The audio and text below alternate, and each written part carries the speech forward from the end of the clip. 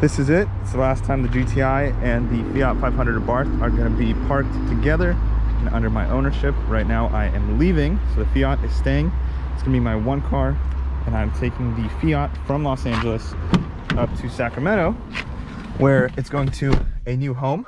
Avery and I have been talking for about a month, so I'm selling the Mark 6. We'll do one last startup at home, and I'll walk you guys through why I'm selling this car and only keeping the Fiat.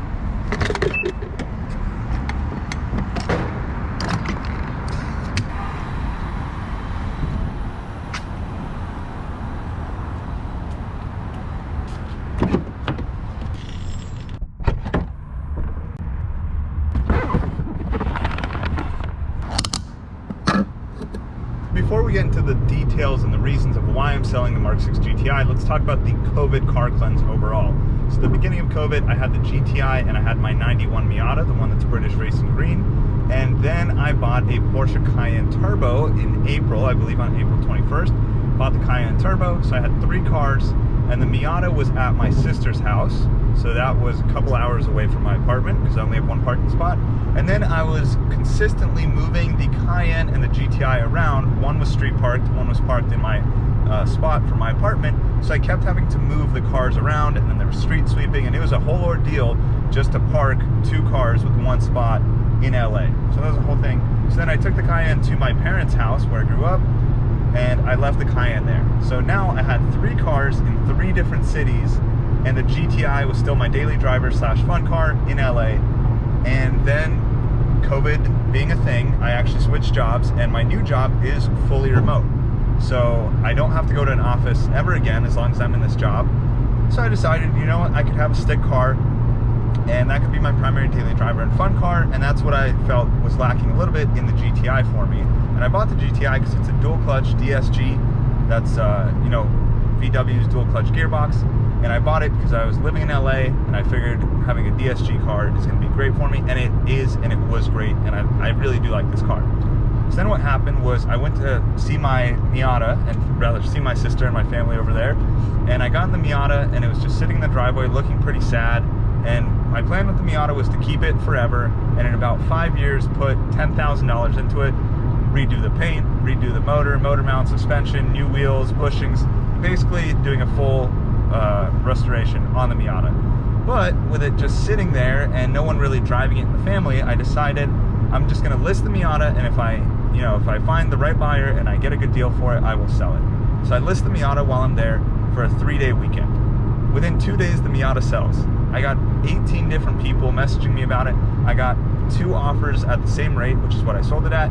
I got 1 offer even above that, and the guy was willing to drive 2 hours. And the person who I ended up selling it to, he really, really wanted the car, and he was a big fan of it. It was his first sports car, his first manual transmission car, so I sold it to him. So at that point, I was down to the Miata and the Cayenne. So at this point, the Cayenne is at my parents' house, and I don't want to play the parking games again.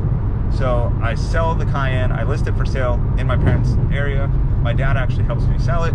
Goes to, again, a buyer who's really interested in the Cayenne.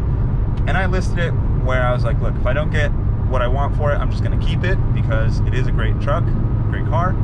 And if I get what I want for it, then I'll sell it. And the market, I guess, was pretty hot. So the car sold. I had 4 potential buyers go look at it. The car sold. So at this point, I was down to 1 car for the first time in about 6 or 7 years. And 28 days later, I buy the Fiat 500 Abarth. This is the Fiat 500 Abarth. And I bought it because I saw it on Facebook Marketplace. I was looking at actually 06, 07 Porsche Caymans and Boxsters. I was looking at a little bit older Boxsters, like early 2000s. And the Abarth just kept popping up in search results. And I decided, I knew that I had driven one years prior. I did a video review on it. I thought it was pretty fun. And for the money, it was a great car. I also wanted a Miata ND, but the Miata NDs I want a club edition are still around $18,000, $17,000 with a really, really good deal or higher miles. And the Abarth I found was $8,000. And so for $8,000, I was like, you know what? That's a great car. I could actually afford to keep the GTI at that point. So I got the Abarth with the plan of keeping the Abarth as my fun car, the GTI as my daily driver, right? And I'm like, the Abarth will be super easy to street park in LA. It doesn't really matter. It's a small car. I can deal with moving the 2 cars around rather than a Cayenne Turbo and a GTI because street parking for these cars is not the easiest thing. So I get the Abarth, and I've driven the GTI twice in the first month of owning the Fiat. And at that point, I'm thinking, you know what? This is really just not making sense in anything, because the GTI I'm planning on keeping till I'm about 30 when I want to buy a 911 or a GT4. But if I'm just going to always have a second fun car, then the GTI is not going to get driven much so long as I don't have a commute for work. And with my new job, I won't have a commute even post-COVID. It is a 100% remote job, and I really enjoy the job, and I'm planning on keeping it. So having the GTI just sit there while I'm paying for insurance and registration and then washing it every few weeks doesn't really make sense, and the value of the car is only going to go down. And so I list the car, again, with the mindset of if it sells, it sells. If it doesn't, I'll keep it and I'll stick with it. It's a great car. It's not, you know, it's not going to get any worse, I'd say. It's in great condition. It's going to stay in great condition. Like you can see, the interior is super clean. This car is just fantastic. And I love the seats, the sound system, the drive. It's a very quick car. I wouldn't call it super fast, but it's definitely fast. And I really enjoy it. And it fits all my stuff. If you guys have seen my GTI videos, I love the GTI. So anyways, I listed on Facebook, and Avery, the guy who I'm driving it up for, messages me, and he's really into the car. And I got a couple other people, but Avery, I can tell, you know, he's seen the videos of the car, he really likes it, and we basically strike a deal, and I'm like, okay, let's do it. You know, he likes the tune, he likes the car, he wants the compact access port, he likes all the mods that are on it. I'm like, all right, it's gonna go to a good home, you're actually gonna drive it, it's not just gonna sit here and be a lost cause, almost, which is what I would call it. So, I did the COVID cleanse after the GTI sells, which means if this video is uploaded, the GTI has sold, and I'm down to just the Fiat. We'll see if I last more than 28 days between having just one car and buying another car. I am thinking that I will not buy anything else right now because the Fiat is good enough on fun and commuting, and I don't have a lot of traffic to commute through in LA, thanks to COVID and the new job. So that's kind of where I'm at. That is the update for the channel. This video is for the subscribers who might be wondering where the cars are. So the Cayenne Turbo is sold. The 91 Miata PRG is sold. The GTI 2012 Mark 6 is sold. And the Fiat 500 Abarth is the only car I currently own. So since COVID started, I have bought 2 cars, the Cayenne and the Fiat, and I've sold 3 cars, the Miata, the Cayenne, and the Mark 6 GTI. What's next? Not sure. Probably a Mazda Miata ND 2016-17 Club Edition with the Brembo package. Most likely a soft top.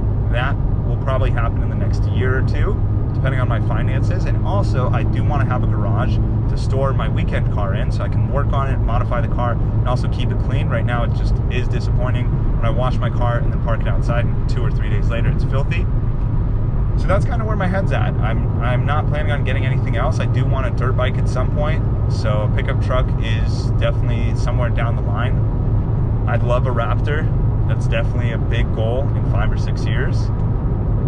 And that's about it. So I might be a one-car man for a while and just enjoy some of the cars that I get to ride in and film for the Answered series here on the channel. The Mini Cooper S, I still miss dearly. That was probably my favorite car that I've owned so far. That's modern. I'd say the 95 Miata was my first true love. The Mini Cooper S is still the car I kind of lust after, and I would pick another one up in a heartbeat, but I wanted to do something new, which is why I got the Fiat instead of another Cooper S. So that's the update. If you're still watching, I appreciate it. If you have any questions or any recommendations on what cars I should possibly look into or what you want to see on the channel, let me know. Avery, enjoy the GTI, and I'll see you guys in the next one.